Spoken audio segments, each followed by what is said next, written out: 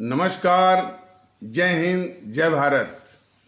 भारतीय अवाम ताकत दल अपने भारतीय भाई बहनों अर्थात अपने देश भारत की जनता अर्थात अपनी भारतीय अवाम से भारतीयता आधारित आपसी श्रद्धा, भारतीयता आधारित आपसी स्नेह, भारतीयता आधारित आपसी प्रेम, भारतीयता आधारित आपसी अखलाक मोहब्बत, भारतीयता आधारित आपसी सहयोग, भारतीयता आधारित आपसी सम्मान, भारतीयता आधारित आपसी एकता, भारतीयता आधारित आपसी भाईचारा तथा भारतीयता आधारित आपसी सद्भाव को समझने व उसे आत्मसात करके वैसा ही आचरण एवं व्यवहार करने हेतु और इसके पूरे देश में प्रचार प्रसार करने हेतु और इसके महत्व और अहमियत को प्रत्येक देशवासी को समझाकर उसे अपनाते हुए वैसा ही आचरण एवं व्यवहार करने हेतु और प्रत्येक देशवासी को अपना ही भारतीय भाई बहन मानकर, समझकर, अपनाकर उनके साथ वैसा ही और उसे अनुसार आचरण एवं व्यवहार करने हेतु सतत, सदैव और हमेशा अदब के साथ, आदर के साथ अर्ज करता है, विनती करता है। कल के कथानक में, एपिसोड में यह स्पष्ट किया गया था कि आरक्षण जो एक व्यवस्था दी गई है वह इस देश में हमारे देश के लिए भी और हमारे बच्चों के लिए भी एक बहुत बड़ा अभिशाप, बहुत बड़ी विभीषिका बनी हुई है और कुछ निस्वार्थ वालों के लिए उनका निहित स्वार्थ साधने का साधन भले उस साधन के रूप में भले वो इस्तेमाल होती हो, लेकिन बाई एंड लार्ज, मोटा मोटी लगभग जो है हमारे देश के लिए भी, हमारे समाज के लिए भी और हमारे बच्चों के लिए वो अभिशाप बनी हुई है। ये कुछ बताने का प्रयास किया गया था और उसके स्थान पर जो व्यवस्था बताई गई थी उसका भी वर्णन पिछले कथानक या एपिसोड में दिया गया है। उस पर जो प्रतिक्रियाएं आई, काफ़ी हमारे भारतीय भाई बहनों का, और वो सहर्ष रूप से उसका स्वागत कर रहे थे और अपनी सहमति जता रहे थे। वहीं पर कुछ हमारे भारतीय भाई बहनों के समाज का कुछ तबका जो कि अपने को अम्बेडकरवादी कहता है, कुछ उनके रिजर्वेशंस, कुछ उनके मन में इस तरह की आशंकाएं व्यक्त कर रहे थे। तो भारतीय अवाम ताकत दल का ये फर्ज बनता है कि उन आशंकाओं का निराकरण या समाधान को प्रस्तुत करें। सुनने में यह आया कि जो तर्क दिए जा रहे थे उस हमारे भारतीय समाज के, देखिए वो भले एक बात सभी लोग जान लें कि भले अपने को कोई शेड्यूल कास्ट कहे, शेड्यूल ट्राइब कहे या वो कहे या अम्बेडकरवादी कहे, भारतीय अवाम ताकत दल की नज़रों में सभी लोग एक ही समान, सभी लोग भारतीय भाई बहन हैं। तो कुछ विचारों के आधार पर यदि वो अपने को अलग समझते हैं ये एक बहुत बड़ी कमी है। लेकिन भारतीय अवाम ताकत दल जो चाह रहा है कि पूरा समाज एक ही है और शायद यही कल्पना, ठीक यही कल्पना जो है हमारे बाबा साहब अम्बेडकर जी की भी है कि हमारा पूरा समाज एक जातिहीन समाज हो। और तो खास करके जो उनके अनुयायी होने का दावा करते हैं उनके लिए भी बहुत आवश्यक है कि वो भारतीयता के आधार पर जो है सबको भारतीय अपना ही पूरे देश के लोगों को भारतीय भाई बहन मान करके कोई इस तरह का एक अलग अलग जो है अपने को समझने का कि हम शेड्यूल कास्ट हैं या शेड्यूल ट्राइब हैं या अम्बेडकरवादी हैं, इस विचार को त्यागना होगा। तो खैर, अब उस पर तो जो उन अपने भारतीय भाई बहनों की कुछ उनके रिजर्वेशंस और आशंकाएं थी, उसका समाधान भारतीय आवाम ताकत दल वो करेगा। उनमें से उन भारतीय भाई बहनों में से कुछ का कहना था कि जो मायावती और मीरा कुमार जैसे लोगों को न मिलने के लिए सुप्रीम कोर्ट ने क्रीमी लेयर की बात कही थी। यह बात उन भारतीय भाई बहनों को भी, पूरे समाज को भी, देश को भी जानना चाहिए कि क्रीमी लेयर के विषय में जो सुप्रीम कोर्ट ने अपना फैसला दिया है वह SC ST के विषय में नहीं दिया है, उसने OBC के विषय में दिया है। तो यह सभी लोग जान लें, सर्वोच्च न्यायालय ने क्रीमी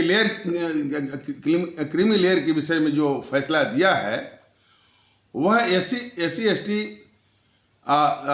माने अनुसूचित जात और अनुसूचित जनजाति के आरक्षण के विषय में नहीं दिया है। वह जो है जो दूसरी पिछड़ी जातियां हैं या OBC के विषय में दिया है। तो इस भ्रांति को भी इस संबंध में इस भ्रांति को भी दूर किया जाना चाहिए। बात क्रीमी लेयर की नहीं है, बात सुप्रीम कोर्ट की नहीं है। जो बात भारतीय आवाम ताकत दल ने रखी है कि पूरी आरक्षण ही जो है वो समाप्त करके एक व्यवस्था ऐसी दी जाए जिसमें जो भी जरूरतमंद है, जो भी साधनहीन है, जिसको ये सामर्थ्य नहीं है कि अपने साधन के बूते जो है अच्छी पढ़ाई कर सकता है, उसको सरकार जो है भरपूर आर्थिक मदद दे। जब भरपूर मतलब यह है कि किसी भी बात के लिए किसी और पर उसको कि किसी का मुंह नहीं देखना पड़े, किसी और पर उसकी निर्भरता ना हो। तो भरपूर आर्थिक मदद दे और उसके सीखने की ट्रेनिंग ग्रूमिंग प्रूनिंग जो भी है, और भी वो ट्रेनिंग जो है यानी दिल्ली स्तर की बढ़िया से बढ़िया वो उसको उपलब्ध होनी चाहिए। और तीसरी जो आवश्यकता है, एक मनोवैज्ञानिक प्रेरणा या मनोवैज्ञानिक दबाव या साइकोलॉजिकल अंडरपिनिंग कि यह जो साधन है इस देश का, हमारे भारतीय भाई बहनों का, बहुत ही बेशकीमती है। इसका सदुपयोग करिए, इसका सही इस्तेमाल करिए और परिश्रम करिए और काबिल बनिए। और परिश्रम ना करके और आरामगर्दी करके निकम्मा बनने या कम काबिल बनने का जो है काम हरगिज मत करिए। तो ये बेशकीमती साधन का सदुपयोग करने के लिए वो परिश्रम करें, मेहनत करें और काबिल बने, प्रतिभाशाली बने, जीनियस बने और टैलेंटेड बने। इसके लिए तो इस तरह का एक मनोवैज्ञानिक प्रेरणा और साइकोलॉजिकल अंडरपिनिंग भी देने की व्यवस्था उसमें होनी चाहिए। और भारतीय आवाम ताकत दल जब भी उसको मौका मिलेगा तो इस तरह की व्यवस्था करेगा। अब इस व्यवस्था में जो हमारे देखिए भारतीय आवाम ताकत दल की शब्दावली में ये शेड्यूल कास्ट और शेड्यूल ट्राइब है ही नहीं। भारतीय आवाम ताकत दल के शब्दावली में उसकी अवधारणा में बस एक ही है कि हमारे पिछड़े भारतीय भाई बहन। तो वो पिछड़े भारतीय भाई बहन जो इस तरह से आर्थिक रूप से जो है साधनहीन हैं, तो वो भी उसमें जो है शामिल हो जाएंगे, वो भी कवर हो जाएंगे। तो फिर दिक्कत किस बात की है? यदि वो भी कवर हो जा रहे हैं और वो भी शामिल हो जा रहे हैं, तो कोई तो बिल्कुल ये निर्विवाद सत्य है और सबको मानना चाहिए। तो फिर यानी तो फिर दिक्कत किस बात की है या होनी चाहिए? और इस बात की दिक्कत वो खास करके बिल्कुल नहीं होनी चाहिए कि हमारे उस तबके के जो साधन विहीन, जिनको उनकी शब्दावली में शेड्यूल कास्ट और शेड्यूल ट्राइब कहा जाता है, या उस तबके के गरीब भारतीय भाई बहन यदि इसमें कवर हो रहे हैं, और उसके साथ साथ दूसरे तबके के भी जो है गरीब और साधन विहीन भारतीय भाई बहन कवर हो रहे हैं, तो इसमें किसी को भी या उनको भी आपत्ति नहीं होनी चाहिए। यही तो सद्भाव है, यही तो भारतीयता आधारित सद्भाव है। तो ये उनको भी समझना चाहिए, पूरे देश को समझना चाहिए, और समूचे आदरणीय भारतीय भाई बहनों को भी समझना चाहिए कि भारतीय एकता के आधारित सद्भाव के लिए ये बहुत जरूरी है कि व्यवस्था एक तरह की हो। तो यह भी जरूरी है। तो हर दृष्टिकोण से जो है ये आरक्षण के स्थान पर यह व्यवस्था कि जो कोई भी गरीब है, जो कोई भी साधन विहीन है, और जो कोई भी जरूरतमंद है, सबको पूरी आर्थिक मदद दे करके पूरे उसके प्रशिक्षण और जो है और सीखने की व्यवस्था करके, और इस तरह से मनोवैज्ञानिक प्रेरणा दे करके उसको काबिल बनाया जाए। और जब तक काबिल नहीं बनेगा तब तक वो प्रतिष्ठा वो नहीं आएगी। मान लीजिए जो व्यवस्था है कि ये आरक्षण के आधार पर कुछ नौकरी, कुछ IAS IPS बन जाएंगे, लेकिन अच्छे से अच्छे इंजीनियर बनना है, अच्छे से अच्छे वैज्ञानिक बनना है, अच्छे से अच्छे जो है वो डॉक्टर बनना है, तो काबिल तो काबिल तो बना ही पड़ेगा। अच्छे से अच्छे जजेस बनना है तो काबिल बनना ही पड़ेगा। अच्छे से अच्छे आर्किटेक्ट, बिजनेसमैन, बिजनेस जो है और उद्योग जो है वो और इकोनॉमिस्ट, शिक्षाविद, एजुकेशनिस्ट, तो उन भारतीय जनता दल मानता है, और इस सत्य भी है कि हमारे उन भारतीय भाई बहनों जिनके लिए ये व्यवस्था जिनके लिए व्यवस्था सोच रहा है, उनमें बहुत प्रतिभा है। प्रतिभा बिल्कुल हिडन है, इनहेरेंट है। उसको उभार करके, उनको काबिल बना करके उनकी आर्थिक स्थिति, सामाजिक स्थिति को तो सुधारना ही है, उसको तो इम्प्रूव करना ही है। उनको प्रतिष्ठा भी जो है सबके बराबर बख्शनी है, देनी है। ये भी उद्देश्य है उसका।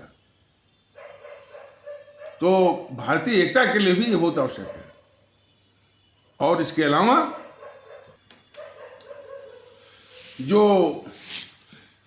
हम जो भाषण या स्पीच दे रहे थे हमारे भारतीय भाई बहनों के उस तबके को जिसको कि परंपरागत रूप से या बोलचाल की भाषा में अम्बेडकरवादी कहते हैं या जो भी कहते हैं, जब उसमें हम भाषण दे रहे थे और जब इस विषय पर, आरक्षण वाले विषय पर जब हमने प्रकाश डालना शुरू किया, तो एक सवाल मैंने और किया था। वो सवाल ये था, मैंने कहा कि इसको भी वो पूरी ईमानदारी से और हृदय पर हाथ रख कर आप लोग बताइए कि अम्बेडकर साहब की लिखी हुई किताबों को किसी ने पढ़ा है? तो काफ़ी लोगों ने हाथ उठा दिया कि हाँ साहब, हमने पढ़ा है। तो हमने कहा कि कौन वाली?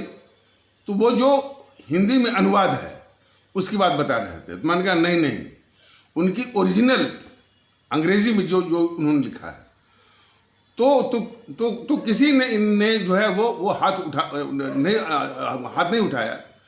हमने कहा कि उनकी जो मौलिक रूप से जो उनकी लिखी हुई किताब है अंग्रेजी में, मैं उसकी बात कर रहा हूँ। तो मैंने उनको बताया कि हमने खुद 3 किताबें पढ़ी हैं।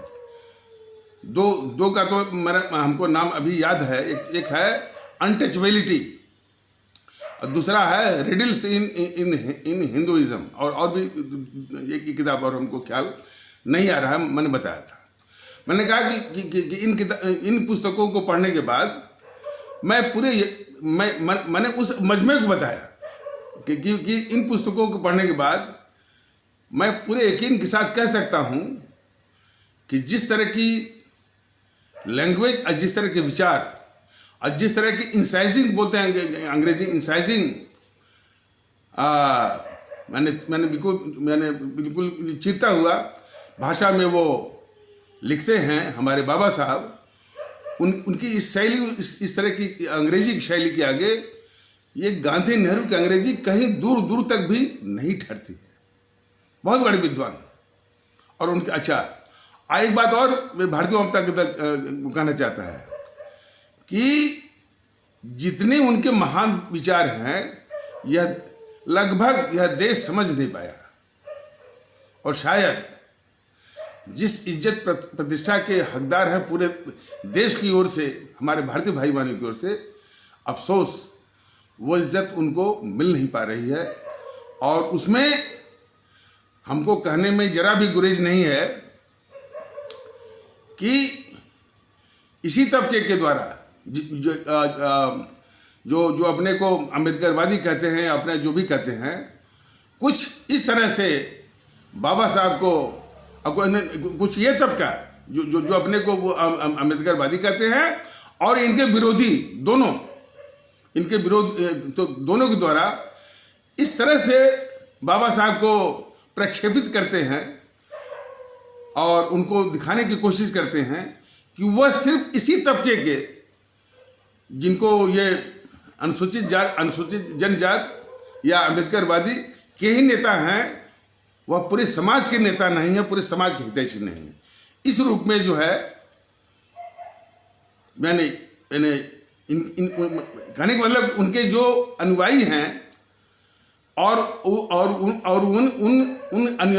उन फॉलोअर्स और उन अनुयायियों के अलावा उनके जो विरोधी हैं, इन दोनों के द्वारा हमारे बाबा साहब को इस तरह से प्रक्षेपित, प्रस्तुत या प्रेजेंट किया जाता है कि वह किसी विशेष तबके के ही जो है हितैषी हैं या नेता हैं। ये बहुत ही गलत है और बहुत बड़ा अन्याय है उनके साथ। वो पूरे देश के नेता, पूरे देश के हीरा और पूरे देश की चिंता करने वाले थे और पूरे भारतीय समाज की चिंता करने वाले थे। उनका बस इसी पर बल था कि इस पूरे भारतीय समाज के हित के लिए मैं कह रहा हूँ, उनका कहना था कि हमारे इसी भारतीय समाज का एक तबके के साथ जो है हजारों साल तक उसका आर्थिक और उसका शैक्षणिक और उसका सामाजिक और यहाँ तक कि इज्जत का भी बहुत बड़ा शोषण हुआ लगातार। तो उस तबके के साथ बहुत चोट मिली है, बहुत घाव मिले हैं उसको, सो मेनी वुंड्स।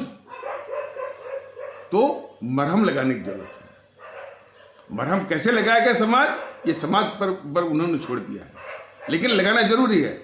और उन्होंने चेतावनी भी दी कि यदि ये मरहम नहीं लगाया गया तो वो समाज जो है, समाज का संतुलन, यानी संतुलन मतलब equilibrium of this Indian society, Bharatiya Samaj का संतुलन जो है हमेशा बिगड़ा रहेगा। और एक असंतुलित भारतीय समाज में या किसी भी समाज में फिर ये विकास वगैरह जो है वो काम नहीं करता है। मोदी जी का भी विकास काम नहीं करेगा, यही चेतावनी थी। अब भारतीय जनता दल उनके इस विचारों से बिल्कुल स्पष्ट है कि सामाजिक संतुलन लाना बहुत जरूरी है। तो ये जो आरक्षण समाप्त करके जो ये व्यवस्था दी गई है, ये जो प्रतिभाशाली हैं, बस ये साधन दे करके उनको प्रतिभाशाली, टैलेंटेड, जीनियस, काबिल बना करके उनकी आर्थिक स्थिति को भी, उनकी सामाजिक स्थिति को भी इम्प्रूव करके, सुधार करके और उनको प्रतिष्ठित करके, उनको इज्जत देके देश की जो मुख्य धारा में लाने की ये कोशिश है। इसको सभी लोग समझें, हमारे ये भारतीय भाई बहन भी समझने की कोशिश करें या समझें। तो यही है। और एक बात मैंने और उनसे पूछा कि एक जो उस तबके में जब हम भाषण दे रहे थे राष्ट्रभक्ति और भारतीय एकता, इसके बाद आरक्षण पर जब बोलना मैंने शुरू किया, मैंने कहा एक बात और पूरी ईमानदारी और हृदय पर हाथ रख के बताइएगा कि ये जो हमारे बाबा साहब थे, इतने बड़े देश के हीरा, इतने बड़े रत्न, इतनी बड़ी जेम और इतने बड़े नेता और इतनी बड़ी शख्सियत और विद्वान, क्या इतनी बड़ी शख्सियत भारत की, क्या वो आरक्षण के माध्यम से बने थे? मैंने सवाल किया। या इस सवाल को दूसरी शैली में मैं पूछ रहा हूं कि क्या वो आरक्षण के माध्यम से इतनी बड़ी शख्सियत बन सकते थे? तो उनको कहना पड़ा नहीं सर, आप सही कर रहे हैं। और सत्य भी है।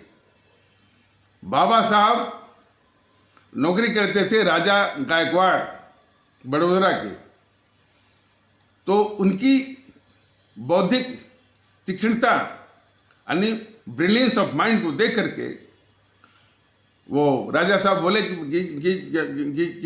अंबेडकर जी, आपको नौकरी करने की जरूरत नहीं है, आप पढ़िए, काबिल बनिए, जो कुछ भी सहायता होगी वो आपको दी जाएगी। इसलिए बाबा साहब अमेरिका पढ़े, कनाडा पढ़े, जर्मनी पढ़े, लंदन पढ़े और लंदन स्कूल ऑफ इकोनॉमिक्स में भी उन्होंने शिक्षा ली। और इतने बड़े विद्वान और इतने बड़े नेता और इतना बड़ा दार्शनिक और सोचने वाला देश के विषय में, तो उसी प्रकार भारतीय ताकत दल को ये पूरा विश्वास है कि हमारे उसी तबके से यदि ये व्यवस्था दी जाए आरक्षण को छोड़ करके, तो हमारा एक नहीं आज भी हजारों अंबेडकर जैसे हीरा रत्न यह देश पैदा कर सकता है, लेकिन आरक्षण से नहीं। हमने पिछले कई एपिसोड में बताया हुआ है कि जैसे पंजाब के लोग जब भी कोई आंदोलन करते हैं तो सिर्फ भगत सिंह की फोटो वो लगा देते हैं। तमिलनाडु के लोग जब भी कोई आंदोलन करते हैं तो वो सुब्रमण्यम भारती या तिरुवल्लुवर की फोटो लगाते हैं। ये बहुत ही गलत है। हमारे देश में किसी भी क्षेत्र में पंजाब के लोग भगत सिंह की करें, लेकिन साथ साथ सुभाष चंद्र बोस और इसके बाद अमर शहीद चंद्रशेखर आज़ाद, अमर शहीद अशफाक उल्लाह, अमर शहीद खुदीराम बोस और बाबा साहब की। बाबा साहब ने उन्होंने खून का बलिदान भले नहीं किया, लेकिन इतना त्याग किया हुआ है, इतनी सामाजिक जो है वो जलालतें झेली हैं और इतनी दिक्कतें सही हैं कि वह भी किसी कुर्बानी से कम नहीं है। तो सबकी फोटो वो लगानी चाहिए, सबसे जो है वो प्रेरणा लेना चाहिए। जैसे मान पंजाब का अभी किसान हुआ था, सिर्फ वो भगत सिंह की फोटो लगाए थे और खैर और भी चीज़ें थी उसमें, उस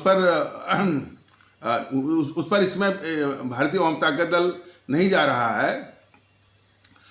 तो भगत सिंह के साथ साथ हमारे आदरणीय राष्ट्रभक्त शिरोमणि नेताजी सुभाष चंद्र बोस, हमारे जो अंबेडकर जी हैं, और ये अमर शहीद चंद्रशेखर आज़ाद, अमर शहीद अशफाक उल्लाह, अमर शहीद ये खुदीराम बोस, अमर शहीद सुब्रमण्यम भारती और श्रीमती रानी लक्ष्मीबाई, श्रीमती रानी चंद्रमा, श्रीमती रानी गडिलू, सबका, और इस प्रकार कुछ और भी मैंने इसी स्तर के हमारे अमर शहीद हों महापुरुष, तो सबकी फोटो जो है वो लगाना जरूरी है। मतलब पूरे देश के लोग सभी माने इस तरह के महापुरुषों की इज्जत करना सीखें। उसी प्रकार भारतीय जनता दल ने बताया हुआ है कि बाबा साहब अम्बेडकर और उनके पहले स्वामी विवेकानंद, ये कई जगह बताया गया और इस मौके पर भी ये बता रहा है भारतीय आवाम ताकत दल कि स्वामी विवेकानंद और हमारे बाबा साहब अम्बेडकर में कई मायनों में समानताएं हैं। इस चीज को हमारा वो समाज जो कि अपने को अम्बेडकरवादी कहता है, भारतीय जनता दल तो उनको अम्बेडकरवादी नहीं मानता है, उनको अपना भारतीय भाईमान मानता है। तो वो भी जान लें कि स्वामी विवेकानंद और बाबा साहब में कई मायनों में समानताएं हैं और खास करके मानवतावादी दृष्टिकोण की जहां भी मौके आए, इन महापुरुषों ने बिल्कुल बराबर का उस पर बल दिया है, इम्फेसिस दिया है और उस पर उसको महत्व दिया है, मानवतावादी। तो कुछ इन लोगों के वक्तव्य हम सुनाते हैं, इसी से अंदाज हो जाएगा कि मानवतावादी विचार या दृष्टिकोण पर इन महापुरुषों ने किस तरह से उसको महत्व दिया है और बल दिया है। स्वामी विवेकानंद कहते हैं कि मैं उस प्रभु का सेवक हूं जिसको अज्ञानी लोग मनुष्य कहते हैं। जरा फिर से सुनिए आप लोग। कहते हैं कि मैं उस प्रभु का सेवक हूं जिसको अज्ञानी लोग मनुष्य कहते हैं। इसी प्रभु की सेवा करना और इनकी सुख सुविधा का चिंतन करना ही हमारा धर्म है और इसके आगे मैं किसी धर्म को नहीं मानता। उन्होंने कभी नहीं कहा कि हमारा धर्म वो हिंदू सनातन है। उन्होंने कहा हमारा यही धर्म है कि जो मनुष्य है, जिसको अज्ञानी लोग मनुष्य कहते हैं, यही हमारे प्रभु हैं और इन्हीं की जो है सेवा करना और इन्हीं की सुख सुविधा का चिंतन करना ही हमारा धर्म है और इसके आगे मैं किसी धर्म को नहीं मानता। देखिए बाबा साहब क्या बोलते हैं, वो ये कहते हैं मैं विश्व की सभी धर्मों की इज्जत करता हूं, विश्व के सभी धर्मों की इज्जत करता हूं, लेकिन हमको वो धर्म मंजूर नहीं है जो कि धर्म को लक्ष्य के रूप में साधें, इन्हें साधते हुए मानवता को साधन के रूप में प्रयोग करें। ऐसे धर्म हमको मंजूर नहीं है। ये बाबा साहब का कहना था।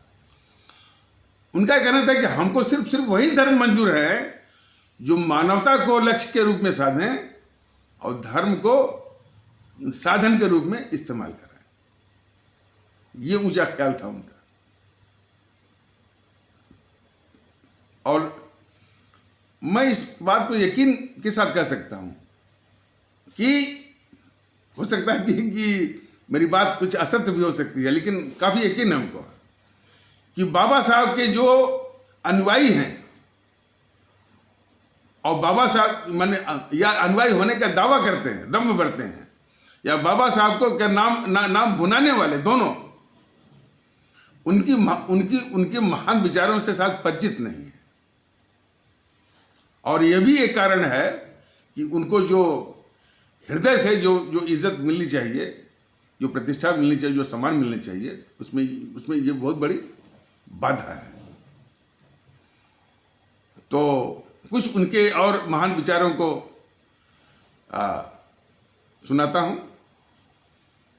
उन पर कुछ आरोप सब लगाते हैं कि हमारे जो महापुरुषों को उतनी इज्जत नहीं देते हैं। बाबा साहब ने उतनी इज्जत नहीं दिया, ये गलत है। उनका विचार और भी पवित्र था। जरा सुनिए ना क्या कहते हैं। वो कहते हैं कि हमारे देश में वक्त के किसी भी मोड़ पर विद्वानों की कोई कमी नहीं रही है, हमेशा वो इज्जत किए हैं। हमारे देश विद्वानों का, लोग कहते हैं कि हमारा देश विश्व गुरु है। उसी के संबंध में उन्होंने ये बताया है कि हमारे देश में वक्त के किसी भी मोड़ पर विद्वानों की कोई कमी नहीं रही है, विद्वान रहे हैं। लेकिन अब यह लेकिन ज्यादा महत्वपूर्ण है, लेकिन उन विद्वानों के साथ समस्या ये रही है कि कुछ अपवादों को छोड़ करके जो जितना बड़ा विद्वान रहा है, बौद्धिक रूप से उतना ईमानदार नहीं रहा है। ये समस्या रही है और ये बहुत बड़ी चीज है, बौद्धिक ईमानदारी। तो बौद्धिक ईमानदारी के प्रति हमारे बाबा साहब ने पूरे भारतीय समाज को सचेत किया है और ये इतना जरूरी है।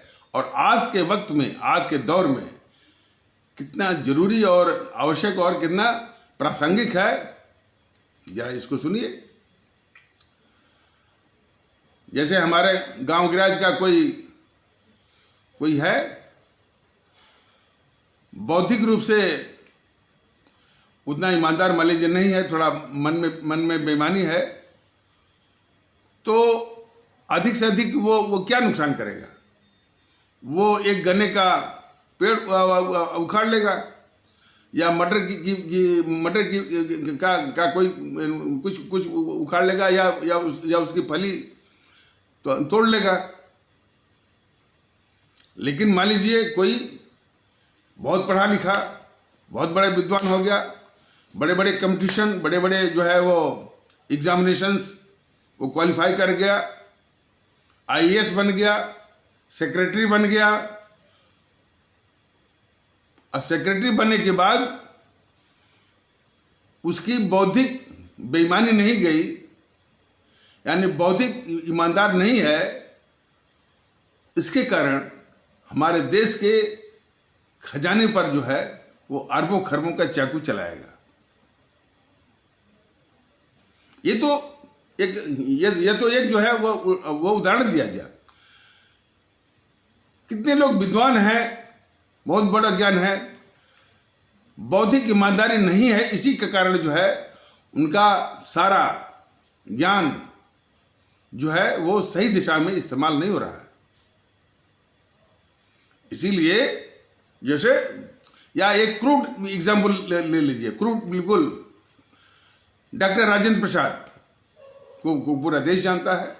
बिहार में एक सिवान जिला है और सिवान जिले में एक जीरादेई जहाँ के रेलवे स्टेशन है, वही और वही उनका गांव है। इतने बड़े विद्वान, देश के कितने काम आए। लेकिन देश को जानना चाहिए कि एक नटवर लाल थे जिस पर कई फिल्में बनी है, कई लोग हैं, वह भी डॉक्टर राजेंद्र प्रसाद की ही तरह जो है विद्वान था, बुद्धिमान था, लेकिन उसकी दिशा दूसरी थी। तो वही बुद्धि जब दूसरी दिशा में लग जाती है तो कितना नुकसानदेह बन जाती है, यह भी समाज जानता है और समाज को जानना चाहिए। तो इसी के खिलाफ जो है हमारे बाबा साहब ने चेताया है भारतीय समाज को और इस देश को कि विद्वान कम रहिए, ज्यादा रहिए, लेकिन बौद्धिक रूप से ईमानदार होना बहुत जरूरी है इस समाज के लिए और इस देश के लिए। और आज के दौर में तो बहुत ही प्रासंगिक और बहुत ही आवश्यक है। ये नेक विचार था हमारे बाबा साहब का, शायद बहुत कम लोग परिचित होंगे। एक आध और सुनिए। कुछ लोग वही इनके अनुयायी या अनुयायी होने का दम भरने वाले, दावा करने वाले, और कुछ इनको विरोधी भी, दोनों वो ये कहते हैं कि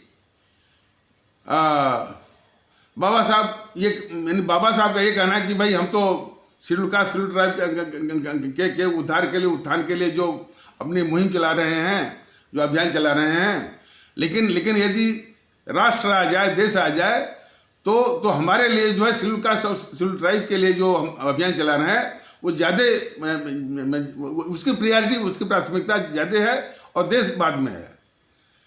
इस तरह की बात, इस तरह की भ्रांति बहुत ही गलत है। उनका वक्तव्य मैंने सुना था और उसको बहुत ध्यान से पूरे देश को और ऐसे भारतीय समाज के उन तबकों को भी समझना जरूरी है कि इन परिस्थितियों में बाबा साहब का क्या बिल्कुल बेबाक विचार था। उन्होंने ये कहा कि हाँ, ये सत्य है कि जिस तबके के साथ हजारों साल तक शोषण हुआ, हर तरह से शोषण हुआ, उसके उद्धार के लिए, उसके उत्थान के लिए हम एक अभियान चला रहे हैं। लेकिन यदि इस बीच में देश की बात आ जाए तो प्राथमिकता देश की रहेगी। मैं इस अभियान को थोड़े वक्त के लिए मैं रोक दूंगा, देश के हित को देखूंगा, और जब देश का हित संभल जाएगा तो मैं फिर इसी में लग जाऊंगा, ये कहना था उनका। लेकिन हमको बड़ा अफसोस है कि मायावती जो नाम इनका भुना रही हैं, उन्होंने भी ये काट के मैंने इस तरह से प्रस्तुत किया कि बाबा साहब ने यहाँ देश की बात आ जाए और इस अभियान की बात आ जाए तो उन्होंने कहा कि हम पहले मेरे लिए देश बाद में है, मैं इस अभियान को चालू रखूंगा। ये बात मायावती भी बोली थी, शायद मायावती को भी नहीं मालूम है। ये बात भारतीय अवाम ताकत दल कहना चाहता है कि देश के मामलों में भी यानी वो पक्के राष्ट्रभक्त भी थे, राष्ट्रवादी भी थे। यह भी सबको जानना जरूरी है। और ये भारतीय अवाम ताकत दल इसलिए भी कर रहा है कि उनके विषय में कुछ भ्रांति जो फैलाई गई है उसका निवारण बहुत जरूरी है। क्यों कि जिस इज्जत के, प्रतिष्ठा के, सम्मान के वो हकदार हैं वो उनको मिलना ही चाहिए हृदय से। इसीलिए ये सारी बातें बताई जा रही हैं उनकी महानता के विषय में।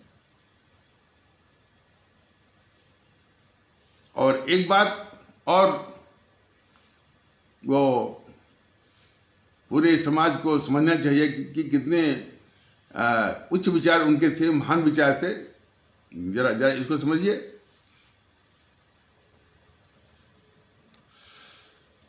उनका ये कहना था कि हर एक का कोई एक इष्ट देव होता है। जैसे माने हिंदू सनातन आस्था वाले भारतीय भाई बहनों के समाज में वो प्रभु राम को पूजते हैं, कोई प्रभु कृष्ण को पूजते हैं, कुछ विष्णु भगवान के आराधक हैं, कुछ जो है वो भोले शंकर के आराधक हैं, कोई माता दुर्गा के आराधक हैं, और तरह तरह के और भी देवी देवता, संतोषी माँ इत्यादि वगैरह जो है और तमाम इस तरह से हैं। और कुछ जो है वो प्राकृतिक चीजें हैं, नदी है, पर्वत है। कोई लोग कहते हैं भाई कि ये जो प्रकृति है, कुदरत है, इसी में हमको खुदा के दर्शन होते हैं, इसी में हमको ईश्वर के दर्शन होते हैं। ये भी सही है। कुछ ऐसे हैं कहते हैं कि हमको तो कहीं नहीं जाना, हमारे जो माता पिता के चरण हैं इसी में हमको खुदा और ईश्वर के दर्शन होते हैं। और वो कहते हैं कि कुछ लोग हमको भी, हम बाबा साहब, कुछ लोग हमको भी ईश्वर मानते हैं, खुदा मानते हैं। वो अपना अपना मन में शैली है। तो आपके इष्ट देव कोई भी हो सकते हैं। उनका सुझाव ये था कि आप उस इष्ट देव को से प्रेरणा लीजिए, क्योंकि आपके इष्ट देव हैं, प्रेरणा लीजिए और उस प्रेरणा को अपनी ताकत बनाइए। और उस ताकत का इस्तेमाल जो असली खुदा है, जो आपके सामने है, जो आपका पड़ोसी है, उसकी खिदमत में आप लगाइए।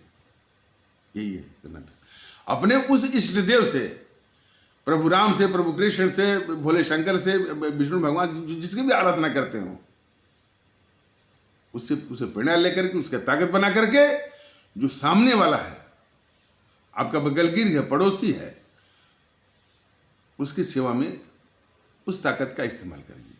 इतने नेक विचार, और भी उनके नेक विचार हैं। हमारे देश को जानना चाहिए, तभी यह देश हमारी उतनी महान आत्मा को इज्जत कर सकेगा। और व्यवहारिक मामलों में भी शायद जिस तरह से वो ये गद्दार नेहरू, जवाहरलाल नेहरू, एक तो देश बंटवाया उसने, और फिर जो कश्मीर है, जो कि भारत का अभिन्न अंग हो चुका था, उसको पाकिस्तान का उपनिवेश बनाने की साजिश में वो संवैधानिक छल, कॉन्स्टिट्यूशनल फ्रॉड, धारा 370, अच्छा इसको बीजेपी वाले नहीं कहते कि कॉन्स्टिट्यूशनल फ्रॉड है, नहीं कहते हैं। भारतीय जनता पार्टी दल ने बार बार बताया है कि यह जो गद्दार नेहरू ने जो है एक कॉन्स्टिट्यूशनल फ्रॉड करके, क्यों, ओनली बाय प्रेसिडेंशियल ऑर्डर, धारा 370 और धारा 335 से वो डलवाया, और जिसका कि पूरे संविधान में कहीं जिक्र ही नहीं है।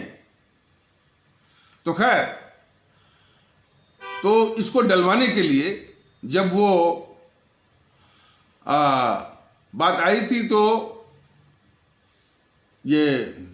वो गद्दार नेहरू ने शेख अब्दुल्ला से कहा कि वो अंबेडकर जी जो है वो ड्राफ्टिंग इसी जो कॉन्स्टिट्यूशन जो कॉन्स्टिट्यूशन भारत का बन रहा है, भारत का संविधान बन रहा है, उसके वो ड्राफ्टिंग कमेटी के चेयरमैन हैं वो, तो उन्हीं के पास चले जाओ और मेरा नाम लेना और वो इसकी व्यवस्था कर देंगे। तो जब उन्होंने देखा तो शेख अब्दुल्ला से कहा, चूंकि बहुत बड़े राष्ट्रवादी थे, तो उन्होंने कहा अच्छा तुम माल खाओगे भारत का और जो है गुड़ गाओगे पाकिस्तान का, ये जो साहब बोले उससे, शेख अब्दुल्ला से, और भगा दिया। और उन्होंने ये कहा कि मैं ये देशद्रोह मैं नहीं कर सकता, ये बोल करके उस शेख अब्दुल्ला को बाबा साहब ने भगा दिया। और कई ऐसे मौके हैं। तो कहने का मतलब ये है कि बाबा साहब को इज्जत देने की भी जरूरत है, और हमारे जो वो समाज है हमारा, जिसको कि वो लोग अम्बेडकरवादी मानते हैं, लेकिन भारतीय जनता दल उनको अम्बेडकरवादी नहीं मानता है, न तो शेड्यूल कास्ट शेड्यूल ट्राइब मानता है हमारे भारतीय भाई बहन या पिछड़े भारतीय भाई बहन, वो चाहिए कि वो अम्बेडकर साहब को इज्जत देने के साथ साथ स्वामी विवेकानंद को भी उतनी इज्जत दें, और साथ साथ हमारे जितने भी ये अमर शहीद हैं, सुभाष चंद्र बोस हैं, भगत सिंह हैं, चंद्रशेखर आज़ाद हैं, अशफाक उल्लाह हैं, खुदीराम बोस हैं, सुब्रमण्यम भारती हैं, श्रीमती रानी लक्ष्मीबाई हैं, श्रीमती रानी चंद्रमा हैं, श्रीमती रानी गडिलियो हैं, इनको भी उतना ही और उसी के बराबर इज्जत उनको बख्शे, ये बहुत जरूरी है। ये अलग अलग जो है सिर्फ एक व्यक्ति को सम्मान देना जो है, यह महापुरुषों को सम्मान न देने के अन्याय के बराबर है। तो और इसीलिए वो भारतीय अवाम ताकत दल कहता है कि भारतीय एकता यदि लानी है तो सारे महापुरुषों की इज्जत करना है, और साथ साथ और भी महापुरुष हुए हैं, उसे धरती तो महापुरुषों की है, महान आत्माओं की है, कि जैसे हमारे नानक जी हैं, हमारे कबीरदास हैं, हमारे रामकृष्ण परमहंस हैं, संत रविदास हैं, ये सभी संत हैं। अब जैसे कोई सिर्फ रामकृष्ण परमहंस को इज्जत दे और बाकी को छोड़ दे, ये बहुत गलत है।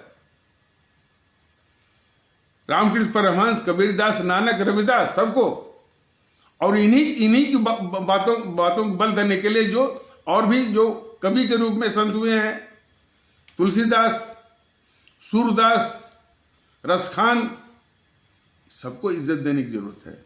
तभी जाकर के भारतीयता का माहौल आएगा। और यदि ये नहीं किया जाएगा तो फिर ये देश विरोधी जो ताकतें हैं, जीएनपीसी, गांधी नेहरू परिवार, चंद्रा चौकड़ी काकस, वाम दल, और फिर इनके जो एजेंट बन करके पुष्पेंद्र कुलश्रेष्ठ का गिरोह, असदुद्दीन गिरोह, कन्हैया कुमार गिरोह, इनको ताकत मिलती रहेगी देश विरोधी हरकतों के लिए। और देश विरोधी पत्रकारों का गिरोह, देश विरोधी मीडिया का गिरोह, ये बहुत बड़ी समस्या है। तो इसलिए जरूरी है, वो कहा गया ना कि लाख दुखों की एक दवा। तो जितने भी दुख हैं हमारे गरीब और मजलूम और आम भारतीय भाई बहनों की, उसकी दवा है भारतीयता। और ये संदेश कहां से आता है?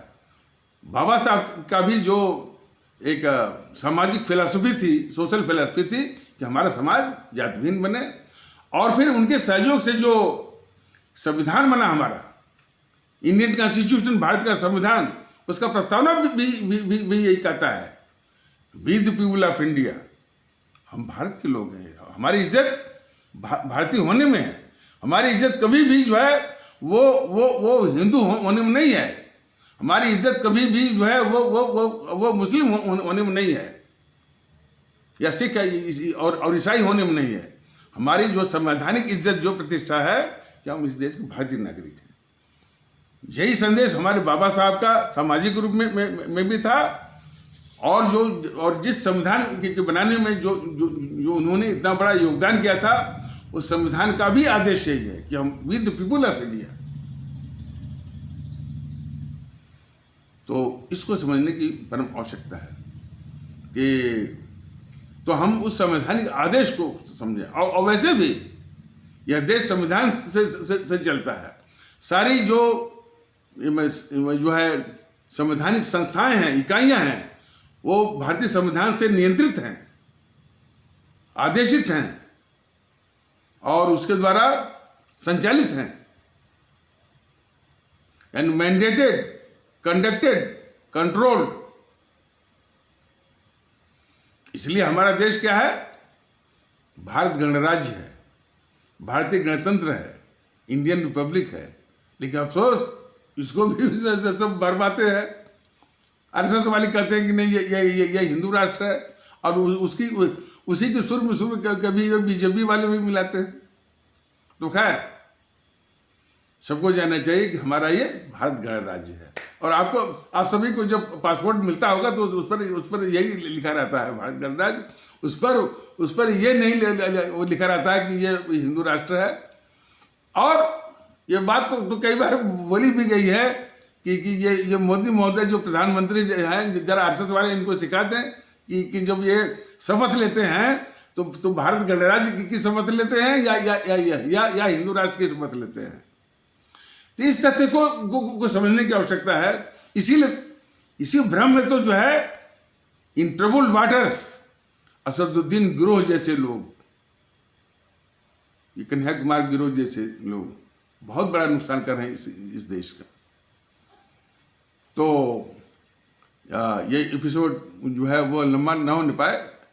और दूसरी बात, आगे आने वाले एपिसोड में ये बताया जाएगा कि जैसे बीजेपी के जो विरोधी हैं वो कहते हैं कि बीजेपी तो एक ऐसी वॉशिंग मशीन बन गई है कि उसमें जो कोई भी दूसरी पार्टी से जाता है, कैसा भी हो, भ्रष्ट हो, पलाने हो, और कोई भी उसकी पृष्ठभूमि हो, वो धुल जाता है। यानी बीजेपी बोलते हैं एक वॉशिंग मशीन है, लेकिन देश ये भूल जाता है इसी तरह का एक फ्रॉड, एक छल वाला और वॉशिंग मशीन का इजाद की खोज वो गद्दार थी, वो इंदिरा गांधी, उसने निकाला था। क्या? सेकुलरिज्म, धर्म निरपेक्षता। ये बहुत ही खतरनाक किस्म की जो है वॉशिंग मशीन थी। और आगे आने वाली एपिसोड में ये पूरे बताया जाएगा कि किस प्रकार देश के खतरनाक तत्व, देश विरोधी, देश में यानी कट्टरवाद फैलाने वाले, आतंकवादियों के हमदर्द, कट्टर जातिवादी, कट्टर सांप्रदायिक सब जो है धुलते थे इसी सेकुलरिज्म की वॉशिंग मशीन में। तो इसको जो है विस्तार से बताएगा अगले एपिसोड में भारतीय ममता के अंदर। तो इन्हीं आवश्यक शब्दों के साथ इस आवश्यक परिचर्चा को यहीं पर विराम दिया जाता है। तब तक के लिए नमस्कार, जय हिंद, जय भारत।